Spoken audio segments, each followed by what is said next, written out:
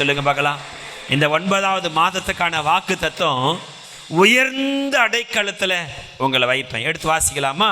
சங்கீதம் 91ஆம் அதிகாரம் 14வது வசனத்தை நான் வாசிக்க போறேன். சங்கீதம் 91:14 வாசிக்கலாம். அவன் என்னிடத்தில்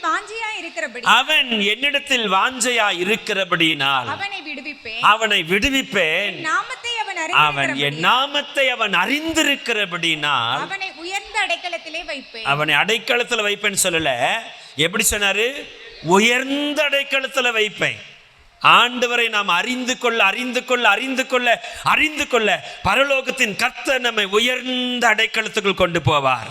ஆமென். கரங்களை தட்டி கர்த்தரை மகிமைப்படுத்துங்க. ஆண்டவரை நானும் நீங்களும் எவ்வளவு தூரத்துக்கு இந்த கடந்த 8 மாதங்களை விட்டுருங்க. இந்த 9வது மாதத்துல கர்த்தரை நீங்க எவ்வளவு தூரம் இன்னும் அறிய விரும்புறீங்களோ, ஆண்டவரோடு நீங்க எவ்வளவு நெருங்கி பழகுறீங்களோ, எவ்வளவு தூரத்துக்கு இந்த வேதத்தை இந்த வருஷத்துல நான் வாசித்து முடிக்க போறேன், ஒரு தீர்மானம், ஒரு நாளைக்கு 1 மணி நேரம் நான் ஜெபிக்க போறேன், கர்த்தருடைய சத்தத்தை நான் கேட்க போறேன் என்று சொல்லி நீங்க எவ்வளவுக்கு எவ்வளவு ஒரு தீர்மானம் எடுத்துக்கொள்றீங்களோ, ஆண்டவரை நீங்க அறிய அறிய அறிய அறிய அறிய கர்த்தர் உங்களை உயர்ந்த ஒரு அடைக்கலத்துக்குள்ள கொண்டு வைப்பார். அல்லேலூயா.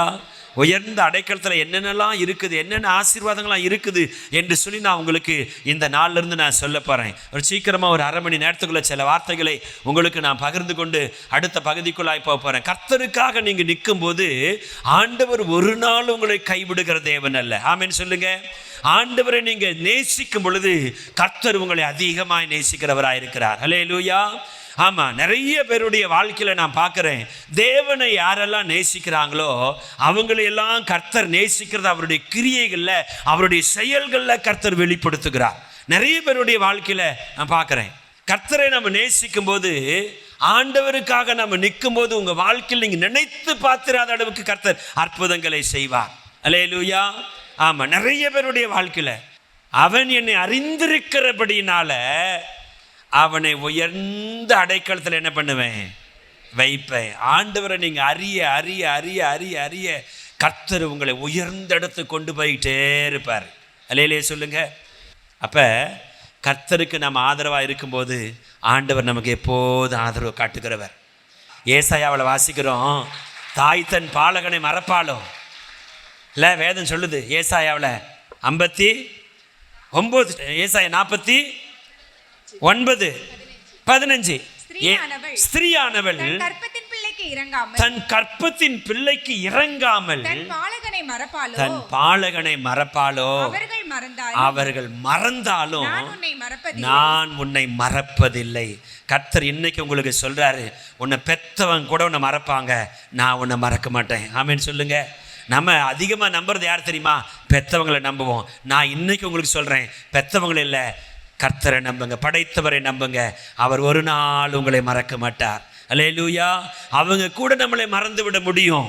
பெத்தவங்க, தாய் தன் பாலகனை மறப்பாளோ, அவர்கள் மறந்தால் அப்படின்னா என்ன அர்த்தம்?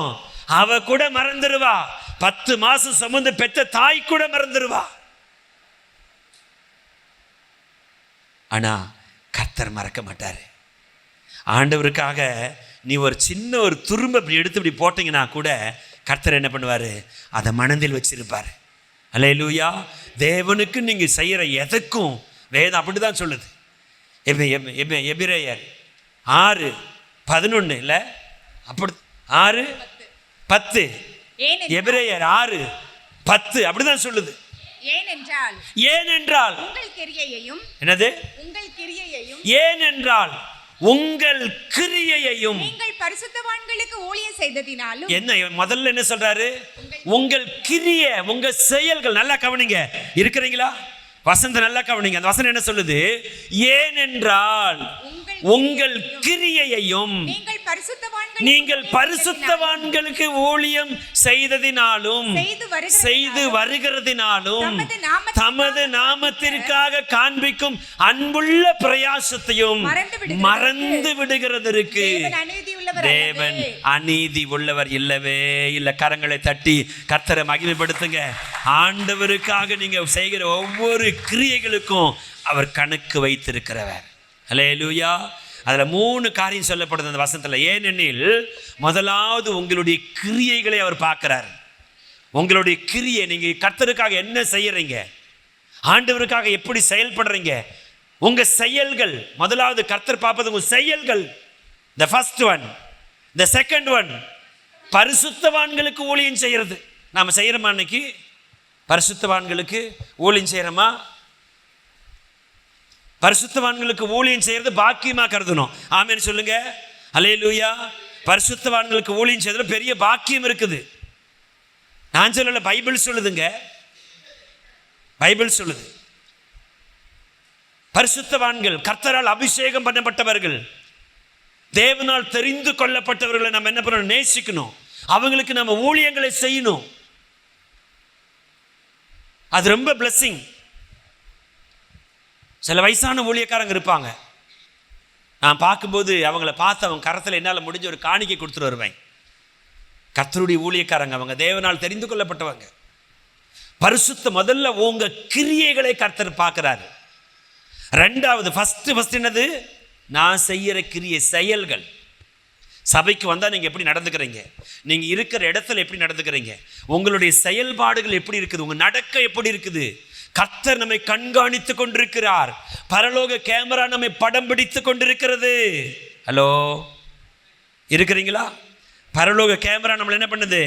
நம்ம நினைக்கிறோம் என்ன யாரும் பார்க்கல. இல்ல, பரலோக கேமரா உன்னை படம் பிடித்து கொண்டு இருக்கிறது. நம்ம என்ன செய்யறோம், எப்படி நடந்துக்கிறோம், இல்ல நம்மை படம் பிடிக்கிறது. ரெண்டாவது, பரிசுத்தவான்களுக்கு ஊழியம் செய்ததினாலும் செய்து வருகிறதுனாலும். அப்ப ஏற்கனவே நீங்க செஞ்சீங்களே அதையும் மறக்க மாட்டாரு, இப்ப செய்யறீங்களே அதையும் மறக்க மாட்டாரு. சிலர்லாம் வந்த புதுசில் நல்லா ஊழியம் செய்வாங்க ஊழியக்காரங்களுக்கு. அந்த ஊழியக்காரன் கொஞ்சம் ஆசீர்வாதமான்ட்டு அவனுக்கு என்ன நல்லா தானே இருக்கிறான். பார்த்துருக்கிறீங்களா? பொறாம வந்துடும். அவனுக்கு என்ன கார் இருக்குது, அவனுக்கு என்ன வீடு இருக்குது, அவனுக்கு என்ன எல்லாம் ஆசீர்வாதமாக இருக்கிறான், நம்ம போய் என்ன வேலை செய்ய போகிறோம், நம்ம போய் என்ன செஞ்சு நமக்கு என்ன கிடைக்கும் போது? இல்லை, கர்த்தர் உனக்கு பிரதிபலனை தருவார். பரிசுத்தவான்களுக்கு ஊழியம் செய்ததினாலும், ஏற்கனவே நீங்கள் செஞ்சீங்கல்ல, அவங்கள ஒரு இடத்துக்கு கூட்டிகிட்டு போயிருப்பீங்க. அவங்கள ஒரு இடத்துக்கு கூட்டிகிட்டு போயிருப்பீங்க. ஒரு நேரம் ஒரு கார் கொடுத்து உதவி பண்ணியிருப்பீங்க. ஒரு நேரம் கஷ்ட நேரத்தில் என்ன பண்ணியிருப்பீங்க? அவங்கள ஆதரிச்சிருப்பீங்க. நானெல்லாம் அந்த ஊழியத்துக்கு வந்த பொழுது இந்த வசதிகள்லாம் ஒன்றுமே கிடையாது. அடுத்த நேரம் சாப்பாட்டு கிடையாது, தெரியுமா உங்களுக்கு? அப்படி தான் இன்னைக்கு உங்களுக்கு பார்த்தா பிரமாண்டமாக தெரியும். ஆனால் ஒரு நேரம், அடுத்த நேரம், ஒரு நேரம் டீ கொடுப்பாங்களா எங்கன்னா அப்படின்னு எதிர்பார்த்த காலங்கள் உண்டு எனக்கு. அன்னைக்கு இவ்வளோ மக்கள் கிடையாது, சொந்த இடம் கிடையாது, ஒரு வாகனம் கிடையாது, ஒரு பழைய சைக்கிள். அதை ஓட்டிக்கிட்டே போவேன். காலையில் 6:30 மணிக்கெல்லாம் வீட்டை விட்டு கிளம்புவேன். அந்த பழைய சைக்கிள் எடுத்து ஓட்டிக்கிட்டு ஒரு பையில் அந்த ட்ராக்ஸ் போட்டுக்கிட்டு போவேன். ஒவ்வொரு வீடாக போவேன், கொடுப்பேன். ஒரு தண்ணி கூட கொடுக்க மாட்டாங்க யாரும். பசிக்கும். மதியானம் 1 மணிக்கு வந்து சேருவேன். குழிப்பணியாரம் சுற்றிக்கிட்டு இருப்பாங்க. குழிப்பணியாரம் புட்டுன்னு சொல்கிறீங்களே, எங்கள் ஊரில் குழிப்பணியாரம் சொல்லுவோம், இங்கே புட்டுன்னு சொல்கிறாங்க. நாளைனா அன்னைக்கு குழிப்பணியாரம். இன்னைக்கு எவ்வளவு? இன்னைக்கு 2000 ரூபா. அதுவும் சில இடத்துல 3 தான் 10 ரூபா. சில இடத்துல குழிப்பணியாரம். அன்னைக்கு 4னா குழிப்பணியாரம். அன்னைக்கு எனக்கு ஒரு மனைவி இல்லை, இருந்திருந்தா என்னை கவனிச்சிருந்திருப்பா. அன்னைக்கு எனக்கு ஒரு மனைவி இல்லை அப்படின்னு பல மனைவியான்னு கேட்டக்கூடாது. நம்ம புத்தி அப்படி போயிடும். ஒரு மனைவி இல்லைன்னா அப்போ பல மனைவியா? ஆமாம், அந்த மாதிரி எண்ணங்கள்லாம் நான் வாழ்ந்ததே கிடையாது. அன்னைக்கு திருமணமும் இல்லை, எனக்கு உதவி பண்ண ஒருத்தரும் கிடையாது, ஒருத்தரும் கிடையாது. அந்த கடைக்கு போனால் 2 ரூபாய். ஏன்னா அன்றைக்கி சம்பளமும் கிடையாது. நான் இன்றைக்கி இருக்கிற பசங்களுக்கு தான் சம்பளம் கொடுக்குறேன் நான். ஆனால் அன்றைக்கி எனக்கு சம்பளம் கிடையாது. பாஸ்டர்னு சொல்லி தான் அனுப்பினார், தம்பி இது விசுவாச ஊழியம், உன்னை யார் ஊழியத்தை கூப்பிட்டாருன்னு கேட்டார். ஏசு தான் கூப்பிட்டார் அப்படின்னு. அப்போ ஏசு உனக்கு சம்பளம் கொடுப்பாரு போ அப்படின்ட்டார். நாங்கள் அப்படி தான் வளர்ந்தோம். ஆனால் இன்றைக்கி இருக்கிற பசங்களுக்கு சம்பளம் கொடுக்கறது இல்லாமல் நான் நிறைய எக்ஸ்ட்ரா சப்போர்ட் பண்ணுறேன். ஆனால் எனக்கு நான் சம்பளம் வாங்கலை எங்கள் பாஸ்டர்கிட்ட. கர்த்தர்கிட்ட முழங்கால நின்ற ஒவ்வொரு தேவைக்கும் முழங்கால நிற்பேன். கண்ணீரோட அழுவேன், ஆண்டவரே நீங்கள் தானே கூப்பிட்டீங்க, நீங்கள் தானே கூப்பிட்டீங்க, நீங்கள் தானே கூப்பிட்டீங்க. அவர் தானே கூப்பிட்டாரு, அவர் சம்பளம் கொடுப்பார் போன்னு சொல்லி விட்டார. இப்போ அவருக்கும் ஃபோன் பண்ண முடியாது. ஏதோ இந்த யோபு டேனியல் மாதிரி ஒருத்தர் இருந்திருந்தா கூட பாச எப்படி 100 ரூபா கொடுன்னா 100 ரூபாய்க்கு 200 ரூபா கொடுப்பான். ஆனால் அவர் அப்படி இல்லை. உன்னை யார் ஒழித்து கூப்பிட்டா? என்னை ஏசுனார் ஒழித்து கூப்பிட்டாரு. அப்படியா? அவரே உனக்கு சம்பளம் கொடுப்பாரு, ஓடு. 1 ரூபா கொடுக்கல எனக்கு. சாட்சி, நான் அந்த டெடிகேஷனில் கூட நான் அந்த சாட்சி சொன்னேன், அவரை உட்கார வச்சுட்டு சொன்னேன். நான் நீங்கள் கேட்டிருப்பீங்க. ஆனால் 2 ரூபா அன்னைக்கெல்லாம் காணிக்க கிடையாது. காணிக்கடை ஒரு வாரத்துக்கே காணிக்க 8 ரூபாயிலேருந்து 10 ரூபாய்க்குள்ளே வரும். முதல் வார காணிக்க 8 ரூபா 5 பைசா. எவ்வளோ பீட்டர் பிரதர் சொல்லுங்க? முதல் வார காணிக்க எவ்வளவு? 8 ரூபா 5 பைசா. அந்த மாதத்துக்கெல்லாம் சேர்த்து 35 ரூபா காணிக்க. 35 ரூபாயில் 300 ரூபா நான் வீட்டு வாடகை கட்டணும். எப்படி கட்டியிருப்பேன் யோசித்து பாருங்க. மாதத்துக்கெல்லாம் சேர்த்து காணிக்க எவ்வளோ? 35 ரூபா. ஆனால் வீட்டு வாடகை 300 ரூபா. கடனும் வாங்கலை, முட்டிக்காலில் நிற்பேன். யாராகிலும் ஒருத்தர் கொடுப்பாங்க, அதை கட்டுவேன். 2 ரூபா கொடுத்தா 8 குழிப்பணியாரம் கிடைக்கும். அதை வாங்கி சாப்பிட்டு தண்ணி குடிச்சுக்கிடுவேன். நைட்டில் போய் அப்படியே படுத்துக்கிடுவேன். அதுதான் எந்த ஊழியத்தினுடைய ஆரம்பம். இன்றைக்கி நீங்கள் பார்க்குறீங்களே, இதெல்லாம் அப்போ கிடையாது. அன்றைக்கி யாரும் எனக்கு கீபோர்டு போடுறதுக்கு, மைக்கு போடுறதுக்கு, பீடத்தை ரெடி பண்ணி கொடுக்கறதுக்கு, பாட்டு பாடுறதுக்கு, ஆராதனை நடத்துறதுக்கு ஒருத்தரும் கிடையாது. இப்போ எல்லாம் கொடுக்கறதுக்கு ஆட்கள் இருக்கிறாங்க. அன்னைக்கு எது கொடுக்கறதுக்கு ஒரு தண்ணி கொடுக்க ஆட்கள் கிடையாது. அன்னைக்கு நான் அனாதை. ஆண்டவர் ஒருத்தர் மட்டும்தான் எனக்கு உதவி. ஆனால் என்னை கைவிடலை எங்கள் அப்பா. அவரை நம்பி வந்தேன், என்னை கைவிடலை. கர்த்தர் இன்றைக்கு இது வரைக்கும் தூக்கி அவரை அறிய அறிய அறிய அறிய அறிய அறிய அறிய அவர் இன்றைக்கு மேன்மைப்படுத்தி வைத்திருக்கிறார். ஹல்லேலூயா, ஹல்லேலூயா. இன்றைக்கு ஒரு சாட்சியாகவே நான் உங்களுக்கு சொல்லிட்டேன். நீங்கள் செஞ்சதையும் செய்து வருகிறதுனாலும், அப்புறம் 3வது அவனு சொல்றாரு, தமது நாமத்திற்காக காண்பித்த அன்புள்ள பிரயாசத்தையும் மறந்து விடுகிறதற்கு அவர் அநீதி உள்ள தேவன் இல்லவே இல்லை. ஆமென் சொல்லுங்க. ஹல்லேலூயா. ஆமாம், கர்த்தருக்காக நீங்கள் என்ன செஞ்சாலும் சரி, கர்த்தருடைய ஊழியக்காரனுக்கு நீங்கள் என்ன செஞ்சாலும் சரி, அதை கணக்கு வைத்திருந்து கர்த்தர் உனக்கு அதை என்ன பண்ணுவார்? அதை பல மடங்கா திருப்பி தருவார்.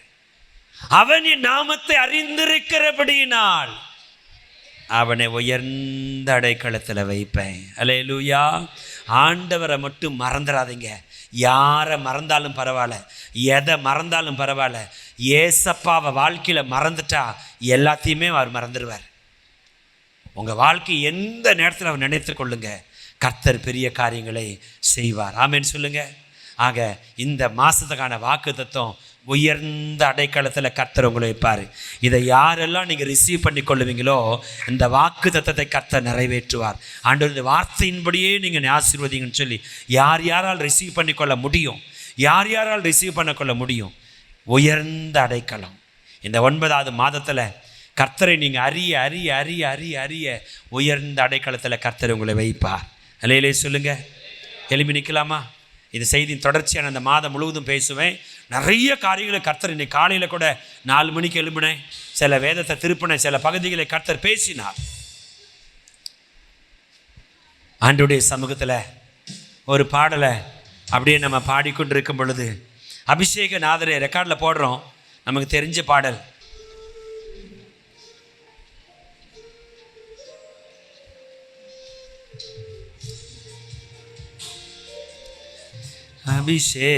அபிஷேகநாதரே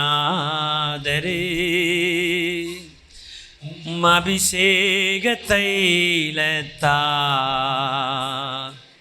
பலத்தின் மேல் பல நடைய அபிஷேகம் ஊற்றிடும் அபிஷேகநாதரே அபிஷேக தைலத்தா பலத்தின் மேல்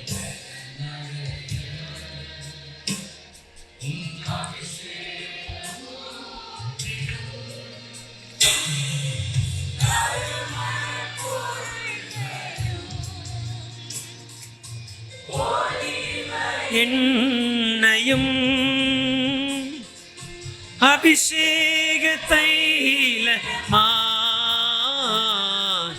என்மேல் இறங்கட்டும்,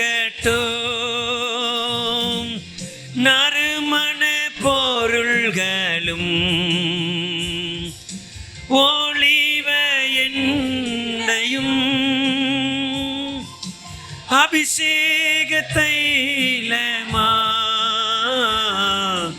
என்மேல் இறங்கட்டும். அன்பானவர்களே, நீங்கள் பார்த்து கொண்டிருக்கும் இந்த சேனலை சப்ஸ்கிரைப் செய்திடுங்கள். தேவ கிருபை இயேசு நம்மோடு சபை பர்கூர் 24 மணி நேர ஜெப உதவிக்கு 9585193321 என்ற எண்ணை அணுகவும்.